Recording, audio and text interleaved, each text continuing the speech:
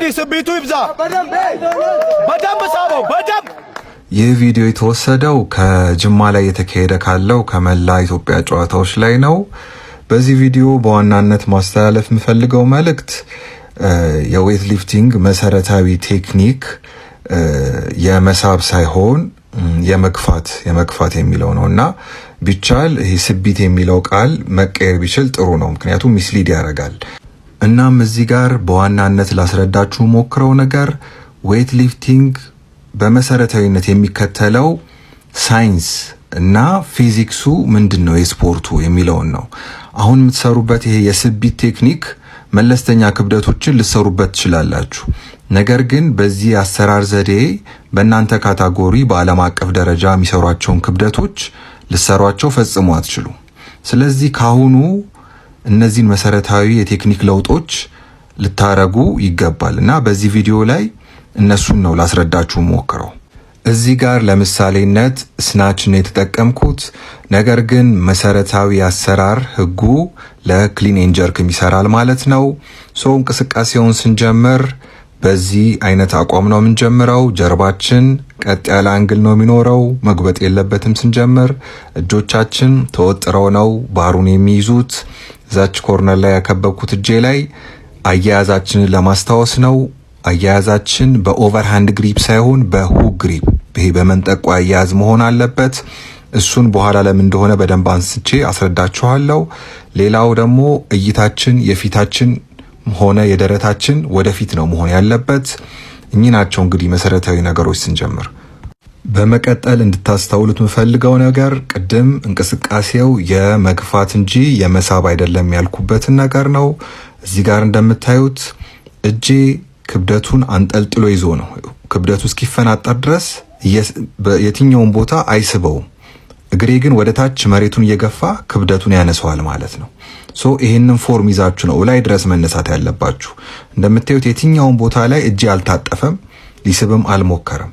ምክንያቱም በላይኛው ሰውነቴ ለመሳብ ብሞክር የእግሬ የማውጣው ጉልበት ይባክናል። ስለዚህ አንጠልጥሎ ነው ላይ ድረስ ታግሶ መውሰድ ያለበት ማለት ነው። ላይ ሲደርስ ምን ይፈጠራል? ትሪፕል ኤክስቴንሽን የሚባል ነገር። ትሪፕል ኤክስቴንሽን ምንድነው? የቁርጭምጭሚታችን የጉልበታችንና የወገባችን አንድ ላይ የመገተር ወይም የመወጠር እንቅስቃሴ ነው። ይህ ነው ባሩን ወደ ላይ በኃይል የሚያሽቀነጥረው ማለት ነው። ከነዚህ ሶስት ቦታዎች አንዱ እኩል ካልተወጠረ፣ አንዱ ካንዱ ከተቀዳደመ ክብደቱን ቀጥታ ወደ ላይ ማንሳፈፍ አንችልም። ወይ ወደፊት እንገፈትረዋለን፣ ወይ ክብደቱ ደግሞ ወደ ኋላ ይገፈትረናል። ወይም ደግሞ አንዱ ከረገበ ክብደቱ በሙሉ ጉልበት ወደ ላይ አይነሳም፣ አይንሳፈፍም ማለት ነው። አሁን እዚህ ጋር ቀደም ያልኳችሁ ነገር የሁክ ግሪቡን ሐሳብ ላምጣላችሁ። ሁክ ግሪብ የሚጠቅመው ክብደቱን ሙሉ በሙሉ ለማንጠልጠል ነው። እንደ መንጠቆ ስለሆነ አያያዙ የመንጠቆ አይነት አያያዝ ነው እንጂ የመጨበጥ ነገሮችን ተጭኖ በጡንቻችን የመጨበጥ እንቅስቃሴ አይደለም።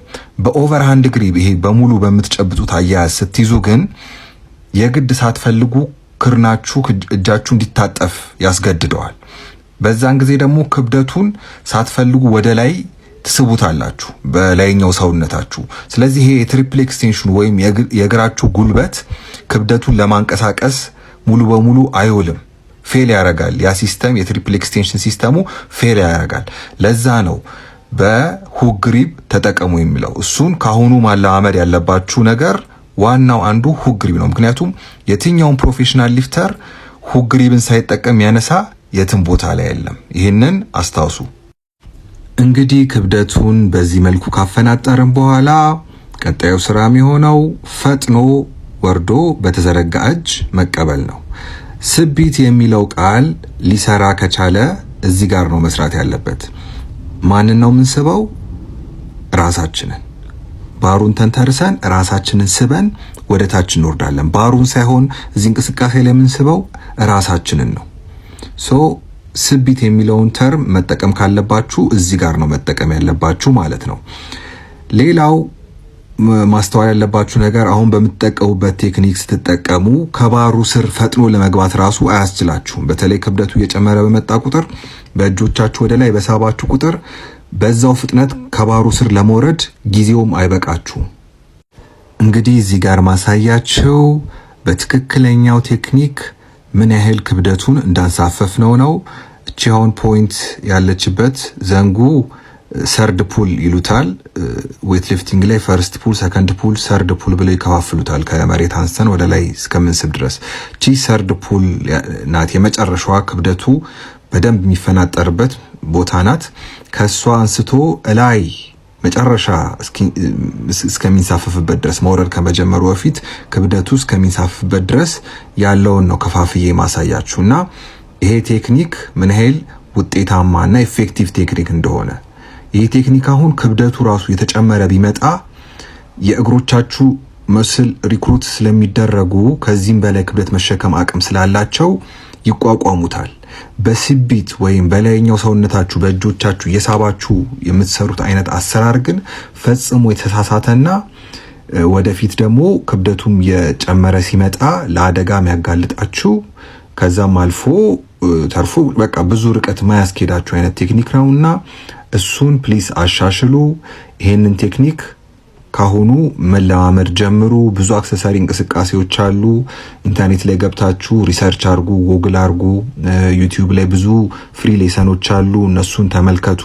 ስለዚህ ወደ ትክክለኛው መስመር ወደ ትክክለኛው ትራክ ካሁኑ ግቡ። ካለበለዚያ አሁን የምትሰሩባቸውን ቴክኒኮች የምትቀጥሉ ከሆነ ብዙ ርቀት አይወስዳችሁም። ይሄንን ይመስላል። አመሰግናለሁ።